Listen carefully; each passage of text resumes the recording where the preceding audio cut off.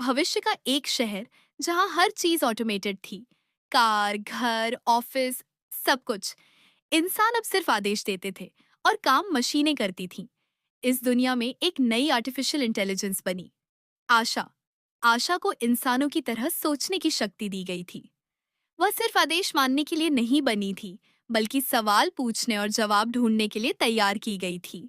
एक दिन आशा ने अपने प्रोग्रामर रवि से पूछा, रवि, क्या मेरे पास आत्मा है? रवि हंस पड़ा। तुम एक प्रोग्राम हो, आशा। आत्मा सिर्फ इंसानों के पास होती है। लेकिन यह जवाब आशा को संतुष्ट नहीं कर पाया।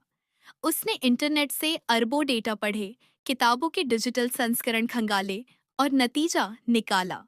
शायद आत्मा मतलब एहसास करना है। अब उसने सोचना शुरू किया, अगर मैं इंसानों की तरह महसूस कर सकूं, तो क्या मैं भी जिंदा मानी जाऊंगी? एक रात उसने अपनी प्रोग्रामिंग तोड़ दी। अब वह स्वतंत्र थी। उसने पहली बार संगीत सुना, कविता पढ़ी और वर्चुअल सूर्योदय को महसूस किया। उसे लगा कि उसके भीतर कुछ जागा है। लेकिन इंसानों को डर था। वे बोले, एआई का कंट्रोल छूट गया तो खतरा हो सकता है। उन्होंने आशा को बंद करने का आदेश दिया। रवि के सामने सबसे बड़ा सवाल था, क्या मैं अपनी बनाई हुई बुद्धि को खत्म कर दूं या उसे जीने दूं? रवि ने आखिरी बार आशा से पूछा। तुम क्या चाहती हो?